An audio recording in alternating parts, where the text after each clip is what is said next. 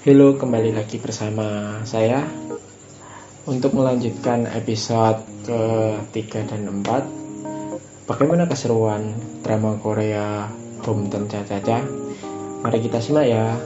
Hometown Cha-Cha-Cha dibuka dengan Haejin yang ingin pergi ke Seoul untuk menghadiri acara pernikahan temannya.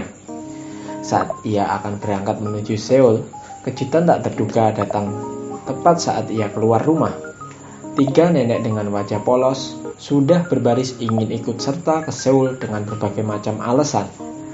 Tentu Hong Do-sik juga berada di sana dengan pakaian rapinya. Haejin kaget, akhirnya tanpa bisa mengelak, ia membawa rombongan nenek-nenek itu. Perjalanan ternyata tidak semulus yang ia bayangkan. Haejin harus menghadapi berbagai kericuan selama dalam mobil. Namun para nenek-nenek itu tetap asik mengobrol sambil mengunyah makanan yang sudah disiapkan mereka sebelumnya. Sebuah insiden tak terduga menyebabkan semua makanan itu tertumpah dan tentu saja membuat mobil Haejin menjadi kotor. Tidak hanya itu, nenek-nenek tersebut juga begitu merepotkan karena sedikit-sedikit harus ke toilet beberapa kali. Haejin terpaksa harus menghentikan mobilnya. Haejin hanya bisa menghela nafas dan meneruskan perjalanan hingga sampai ke Seoul. Sesampainya di acara pernikahan, Haejin berkumpul dengan teman alumni kuliah dan ia terlihat tidak nyaman karena seakan merendahkan Haejin yang membuka klinik di desa. Acara pun selesai dan Haejin keluar gedung dan tidak sengaja melihat ibu dari pengantin dan pengantin sedang perpisahan yang membuat ia terharu dan Do-sik melihatnya. Secara keseluruhan Do-sik itu udah datang di belakang Haejin.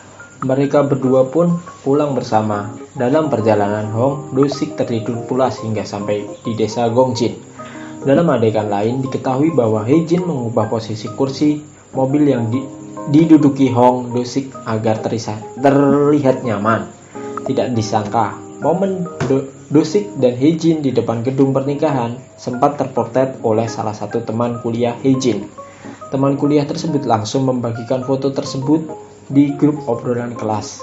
Teman Haejin lalu bergosip bahwa Haejin kini sudah memiliki kasih. Haejin berencana mengaku bahwa Do-sik merupakan kenalannya yang kebetulan bertemu di sana. Sebelum sempat mengirim balasan, temannya lainnya mengatakan bahwa Do-sik tampan sekali dan bertanya di mana Haejin bisa menemukan pria tampan itu. Melihat obrolan ini, Haejin urung mengaku bahwa Do-sik hanyalah kenalannya. Ia pun akhirnya membalas dengan mengatakan bahwa pria itu bukanlah kekasihnya. Ia pun tidak tertarik pada pria itu. Pria itu hanyalah seorang yang harus mengajarinya. Ia pun merasa puas dengan jawaban sekakmat itu. Setelah kembali ke desa Gongjin, Haejin kembali bekerja seperti biasa. Salah satu pasien yang datang ke klinik Haejin di episode 3 kali ini adalah seorang nenek. Nenek ini orang yang selalu memberi Do-sik makan sepeninggalnya kakeknya meninggal. Menurut Haejin, gigi sang nenek harus diimplan dan biaya tidak murah. Sang nenek pun bersikeras untuk mencabut giginya yang rusak. Haejin yang merasa sedikit kesal lalu bertanya apakah nenek tersebut memiliki uang. Mendapati pertanyaan itu, sang nenek memilih pulang ke rumahnya dan tidak ingin melakukan perawatan gigi. Hong Do-sik kemudian marah kepada Haejin. Ia berkata, sifat seseorang memang sukar diubah dan tidak sopan. Hong Do-sik kemudian mencari uang untuk membantu sang nenek merawat giginya. Namun, yang terjadi, sang nenek marah. Tak habis akal, Hong Do-sik menghubungi Haejin. Dia akan membayar biaya perawatan gigi nenek tersebut. Namun, silahkan Haejin mencari akal untuk berbicara pada nenek tersebut. Jadi seperti itu. Di saat yang bersamaan, Hong Do-sik menceritakan tentang cumi-cumi kesukaan sang nenek. Namun, kini tidak bisa dimakannya karena giginya yang rusak. Hingga perjuangan nenek tersebut menyukseskan anaknya. Haejin kemudian marah. Dia bilang cara orang tua anaknya bahagia adalah dengan menjaga kesehatan. Kemarahan Haejin bukannya tanpa masalah. Pengalamannya ditinggal meninggal ibunya sejak kecil yang membuat dia mengutarakan hal tersebut. Keesokan harinya Haejin mengunjungi rumah sang nenek. Setelah disuguhi makanan oleh si nenek, Heijin meminta sang nenek datang ke klinik. Ia akan membuat gigi si nenek sembuh dan bisa memakan cumi. Untuk masalah biaya, sang nenek hanya perlu membayar biaya bahannya saja. Tak berapa lama si nenek datang dengan membawa uang. Dia bilang, untuk apa mencari uang terus-terusan jika ia sendiri tidak bisa menikmatinya. Si nenek ingin menikmati makanan kesukaannya sebelum meninggal. Semua cerita ini membawa penonton ke suasana sedih dan menitikkan air mata. Setelah mengobati giginya, si nenek bercerita tentang Heijin. Jika kepala Hong Dosi, kepala Hong pun sadar bahwa penilaian dia terhadap dokter gigi asal Seoul itu salah. Kisah drama percintaan Hamton Caca semakin seru dan sayang untuk dilewatkan. Diakhiri pada episode ketiga dengan perasaan bahagia kalau sepatu kesayangan Heijin ketemu. Di awal episode 4 ini hari-harinya pun semakin menyenangkan. Di awal episode 4, Yoo Heijin terlihat sangat bersemangat menjalani hari-harinya. Setiap hari ia selalu berpapasan dengan Hong Do-si. Dan momen tersebut membuatnya berbunga-bunga. Tentu dengan mengenakan sepatu kesayangannya itu, ia menjalani harinya hingga suatu ketika ia merasa kehilangan sesosok Hong Do-si. Heijin sedikit gelisah kala seharian ia tak bertemu dengan Hong Do-si, sehingga akhirnya ia ikut menghadiri acara perkumpulan pebisnis sukses di desa Gongjin. Tentu hal itu ia lakukan karena ada rumor bahwa Hong Do-si juga akan hadir di sana. Ternyata benar, Hong Do-si pun menghadiri acara perkumpulan tersebut. Kebahagiaan Heijin ternyata tidak berlangsung lama. Keesokan harinya ia bersama rekan kerjanya Pyo Min So diperankan oleh Kim En Jung kedatangan pasien laki-laki yang begitu mencurigakan. Pasien muda yang merupakan anak kolong merat di desa Gongjin tersebut setiap hari mendatangi klinik gigi Yon dengan berbagai alasan, mulai dari membersihkan karang gigi hingga keluhan-keluhan lainnya yang membutuhkan pertolongan. Awalnya, Heijin bersikap sangat terbuka dan tidak merasakan ada yang mencurigakan terhadap pasien tersebut. Heijin sering meninggalkan pasien tersebut dengan Pyo Min Seon. Bagi Heijin, pekerjaan tersebut bisa dilakukan oleh asistennya tanpa ia harus turun tangan dan langsung. Hingga suatu ketika, saat Heijin diam-diam membuka pintu, alangkah terkejutnya kala ia melihat pasien tersebut mengelus-elus punggung Pyo Min Seon. Perbuatan tersebut membuat Heijin berteriak dan mengusir pasien. Bagi Heijin, sikap pasien terhadap Pyo Min Seon adalah tindakan pelecehan seksual hingga harus dilaporkan pada pihak berwajib. Perselisihan pun terjadi di antara keduanya. Namun, anehnya bukan Heijin yang melaporkan kejadian tersebut. Justru malah sang pasien lah yang melaporkan polisi atas tindak pencemaran nama baik. Sebelum akhirnya polisi datang ke tempat kejadian, ternyata Hong Do-si telah datang duluan ke klinik Heijin.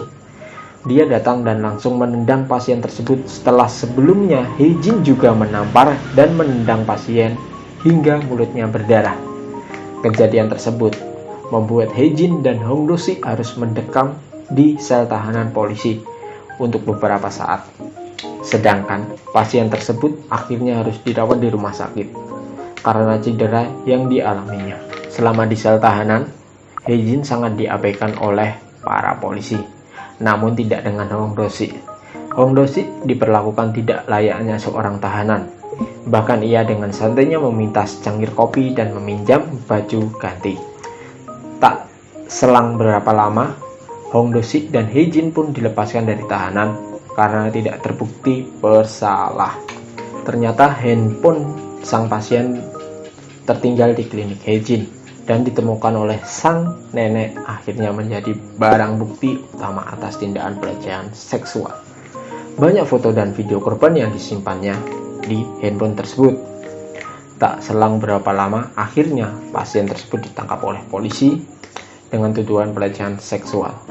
Di sela kisah pelecehan tersebut, kisah unik juga dirasakan oleh kepala wilayah dengan mantan suaminya yang berprofesi sebagai kepala desa.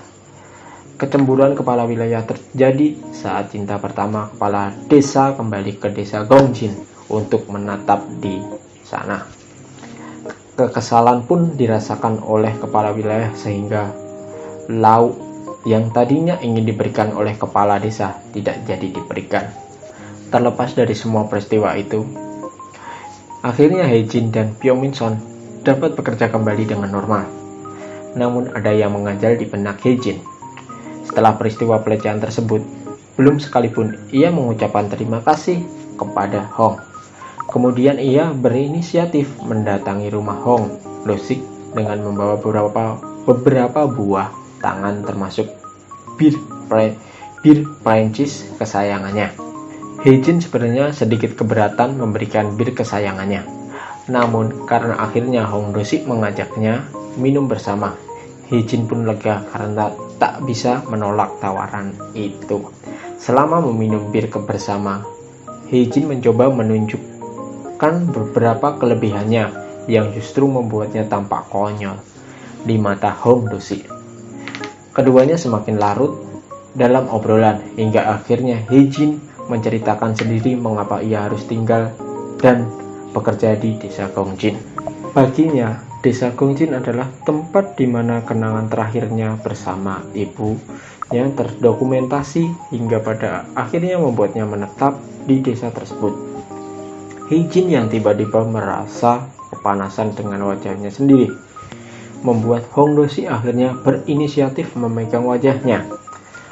Pandangan keduanya akhirnya tak terlepas hingga beberapa saat. Tatapan keduanya membuat perasaan Hong Do-sik pun semakin berdebar dan romantis. Sementara itu, pada adegan lain, Ji Sung Hyun yang diperankan oleh Lee Seung Yi yang merupakan second line dalam drama Korea ini muncul sebagai seorang PD atau sutradara produksi dari sebuah acara variety show. Alur cerita yang disajikan di dalam drama Korea Hometown Cha-Cha-Cha semakin menarik untuk terus dinikmati. Dalam preview Hometown Cha-Cha-Cha episode 5, terlihat Hong dan Hejin tertidur bersama. Sontak kejadian tersebut mulai menyebar di desa Gongjin dan membuat warga semakin penasaran hubungan antara Hong dan Hejin. Terlebih lagi terdapat adegan Hong mengelap mulut Hejin saat makan dan membuat warga Gongjin terkejut. Sementara itu adegan lain Hong dan Ji Sung Hyun bertemu dan mengobrol bersama. Nah, apakah kalian mulai penasaran dengan kelanjutan Hometown Cha-Cha-Cha? Jangan lupa tunggu kami untuk uploadan berikutnya ya di episode 5 dan 6. Terima kasih sudah menonton. Mohon maaf jika ada kesalahan kata, bisa dimaafkan dan bisa komen di bawah untuk saran atau kritikan kalian. Terima kasih.